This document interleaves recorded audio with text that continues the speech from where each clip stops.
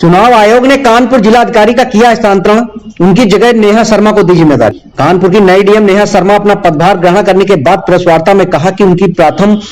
जिम्मेदारी सर्दी को देखते हुए रैन बसेरा एवं कम्बल वितरण आदि के कार्यक्रम को पूरा करना है और कोविड-19 के अनुरूप विधानसभा चुनाव को शांतिपूर्वक संपन्न कराना मेरी प्राथमिकता होगी। डीएम ने कहा कि चुनाव प्रसार में लगे नेताओं को भी अल्टीमेटम देते हुए कहा कि चुनाव आचार संहिता का जो भी उल्लंघन करेगा उस पर कड़ी कार्रवाई की जाएगी। साथ ही नई डीएम ने यह भी कहा कि कानपुर में 30 टीमें बनाई गई जो चुनाव आचार संहिता की जांच में लगी हैं, उनकी ढिलाई पर उन पर भी एक्शन होगा। Prime time news Kanpur bureau.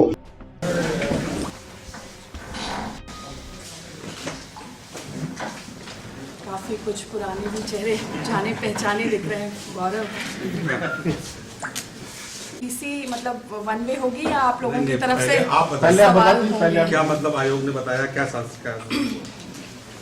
इसके अलावा कुछ नहीं चलेगा खुलेआम, लेकिन कार्रवाइयां मतलब सिर्फ अन्य दलों पे हो रही है। खुद ही शायद कोविड ग्रस्त हो गए हैं, but the team has to do it. हमें सिस्टम जो है वो एक सिस्टम किसी पर हुई, खास तौर पे ऑक्टोजेनेरियन वृद्धजन या जो लोग असहाय हैं उनके प्रति इस बात को मेरा सौभाग्य है कि भारत निर्वाचन आयोग की तरफ से जिलाधिकारी कानपुर नगर की भूमिका में मुझे भेजा गया है। और जैसा कि आप सबको विदित है कि 2022 में यहाँ पे जो असेंबली इलेक्शंस होने हैं, इन इलेक्शंस पर निर्वाचन आयोग का जो विशेष जोर है वो एक तो free and fair elections conduct हों, एक सुरक्षा के भाव में कंडक्ट हों, और जो सुरक्षा के भाव को जब मैं कहती हूँ तो इसमें आप कोविड महामारी का ये जो संचरण है इसकी बात भी मैं रखना चाहूँगी कि कोविड के सिनेरियो में भी किस तरीके से इसको बेहतर एक इलेक्शन पद्धति पे लेके जाना है, किस तरह से पोलिंग के समय में क्या प्रोटोकॉल्स कोविड के भी हो जाएं और साथ ही में एक भय मुक्त वातावरण में इलेक्शन कराना, ये पूर्ण रूप से मेरी प्राथमिकता है। और अभी हम लोग सब इलेक्शन मोड में है, लेकिन इसका ये मतलब नहीं है कि इलेक्शन के साथ अन्य जो चीज़ें हैं, जो डे टू डे प्रशासनिक कार्य है, जो प्रशासनिक दायित्वों का निर्वहन है, उस पर भी मेरा जोर रहेगा। जैसे आते ही मैंने जो एक शॉर्ट इंटरेक्शन रखा, उसमें मुझे खास तौर पे अभी कोल्ड वेव देख रहे हैं हम, ठंड की जो बात देख रहे हैं, तो उसमें किस तरह से हमारे रैन बसेरा कार्य कर रहे हैं, किस तरह का अलाव वगैरह का जो कंबल वितरण का जो कार्यक्रम है, इन चीज़ों पर कितना काम हुआ है या कितना काम होना बाकी है, इन पर भी बात हुई। साथ ही कोविड मैनेजमेंट में अभी नया जो वैक्सीनेशन ड्राइव है for the younger age group, उसमें भी प्राथमिकता है कि वो समय अनुरूप इस कार्य को हम लोग समयबद्ध रूप से कर सकें। और क्योंकि यंगर एज में अभी देखने को मिल रहा है कि कोविड की जो ये है एरियल स्प्रे भी हो रहा है, काफ़ी ज़्यादा बढ़त देखी गई है इस बीच में, तो इसको किस तरह से हम लोग इसकी रोकथाम करेंगे, इस पर भी हम लोगों का जोर रहेगा। एंड नेचुरली कि अभी इलेक्शन का टाइम है, तो इलेक्शन रिलेटेड जितने भी कार्य हैं, हमारे ऑब्जर्वर्स का भी आज जानकारी हुई है कि हमारे एक्सपेंडिचर ऑब्जर्वर्स जल्द ही हम लोगों से इंटरेक्शन करेंगे, तो इस पूरे कार्यक्रम में इलेक्शन की जो गतिविधियां हैं उससे रिलेटेड जो टीम का काम है उस पर पूरी प्रमुखता से कार्रवाई होगी। तो ये एक प्रिसाइजली मुझे आप लोगों को बताना था कि इस कार्य हेतु अभी मैं प्रतिबद्ध हूँ और आप लोगों के जो भी सवाल हों। जी, और 25 तारीख के बाद गतिविधि इसकी तेज हो जाएगी इलेक्शन की, मगर कोरोना भी अपना पीक टाइम को छोड़ के सुपर पीक से चल रहा है जी, इसको कैसे आप कंट्रोल करेंगे? देखिए कोविड को जो भी जिस तरह से रोकथाम है, वो सबसे बड़ी रोकथाम एक तो सोशल डिस्टेंसिंग पर हम लोगों को जो जोर है उस पर, और जो कोविड प्रोटोकॉल्स हैं, जो मास्क और सैनिटाइज करने वाली पद्धति है, इस पर ध्यान रखना है। इसके साथ साथ में वैक्सीनेशन का बहुत इम्पोर्टेंट इस पूरी रोकथाम में बहुत इम्पोर्टेंट रोल है। तो वैक्सीनेशन के लिए जो फर्स्ट डोज है, मैंने जो एक असेसमेंट किया उसमें लगभग हम लोग 93% लोगों को पूरी तरह से आच्छादित कर चुके हैं, लेकिन सेकेंड डोज में अभी 60 to 70% के बीच में है। तो इसको अगर हम ज़्यादा से ज़्यादा कवरेज देंगे तो नेचुरली एक इम्यूनिटी डेवलप होती है वैक्सीनेशन से,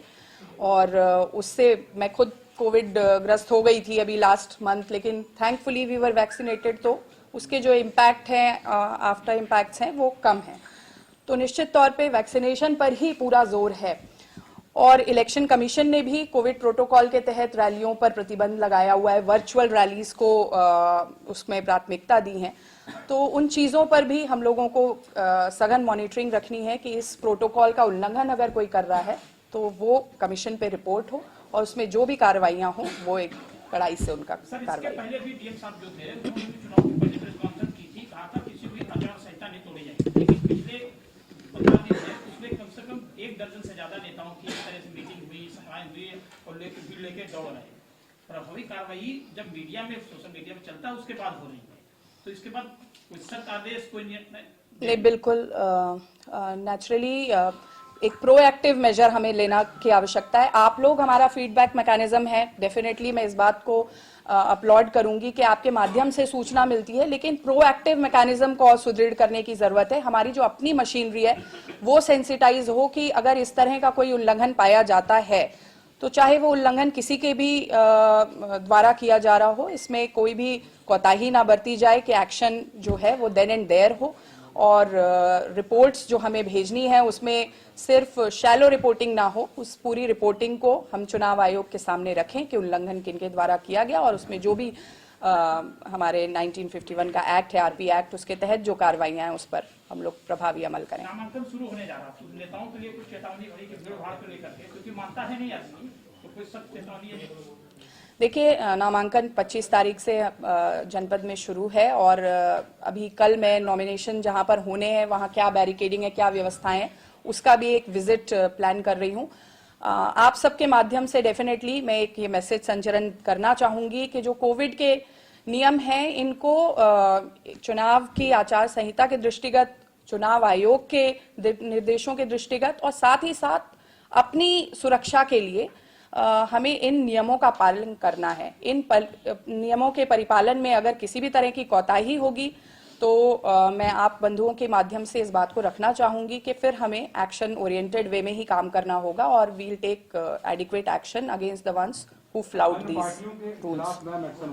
भाजपा के खिलाफ कोई एक्शन नहीं हो रहा, पक्षपात हो रहा है, कोविड पॉजिटिव। देखिए, ये इंडिविजुअल केसेस अभी आप लोग फ्लैग कर रहे हैं, लेकिन अगर ऐसा है, मैं इस चीज को क्लियर करना चाहती हूं कि ये निष्पक्ष प्रभावी कार्रवाई के लिए ही, जो चुनाव आयोग का मैंडेट है कि निष्पक्षता से कार्रवाई हो, और अपनी शुचिता के लिए चुनाव आयोग जाना जाता है, और उसी के लिए आज हम लोग यहाँ पर इस पूरे, मतलब ये कंधे पर एक कार्यभार दिया गया है इसी पूरे काम को आगे ले जाने के लिए। तो मैं आपके माध्यम से इस बात को रखना चाहूंगी कि इस पूरे कार्य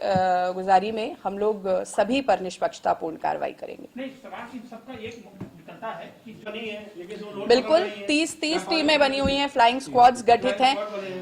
निश्चित तौर पे पहला रोल है कि हम उनको प्रॉपर्ली सेंसिटाइज कर लें। अगर वो उनके सेंसिटाइजेशन के बावजूद हमारी टीम्स जो हैं वो काम करने में विफल हो रही हैं तो they should also hold action, और उनके अगेंस्ट में जो एक्शन होगा वो आप सबके सामने होगा।